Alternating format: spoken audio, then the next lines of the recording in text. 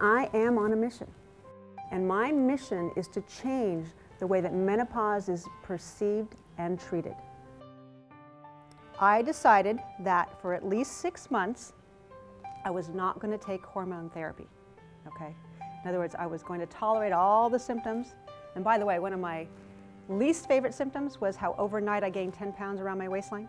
I mean, almost like overnight. But then again, I thought, okay, so, you know, I've been treating women for 20 years. I know that I'll be able to get myself out of this hole, so it's okay that I'm going to let myself continue to go into the hole. And everything was going along as planned, if you will, which means like no hormones as planned.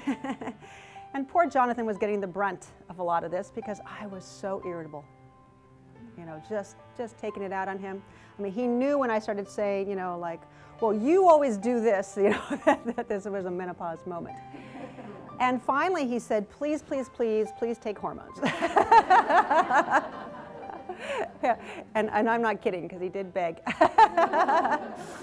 And so I did cut my experiment short, so I didn't make it to 6 months, I made it to about 4 months. Okay.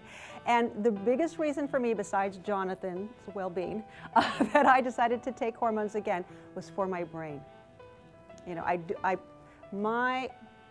you know how you pride yourself on something? Well, I pride myself on my brain, okay? And it was not functioning, okay? I didn't even recognize myself anymore. I would walk into a room and completely forget what I was doing, right? Okay, I mean, and then of course I'd walk out and then I'd go, oh, that's right, I went in there for that, you know, and I would walk in again and completely forget what I was doing.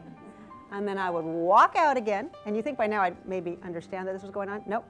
Walk back in, forget again, and finally maybe the 4th time I'd go, oh my God, where's that little sticky pad? I've got to write it down. And then I'd walk in with a sticky pad to remember what I was going to do in the room. When I would give lectures on menopause, something I've been treating and understand, you know, very well for the last 20 years, and I would get up and I would start talking about estradiol and I would forget the word, you know, so I was losing my nouns, you know.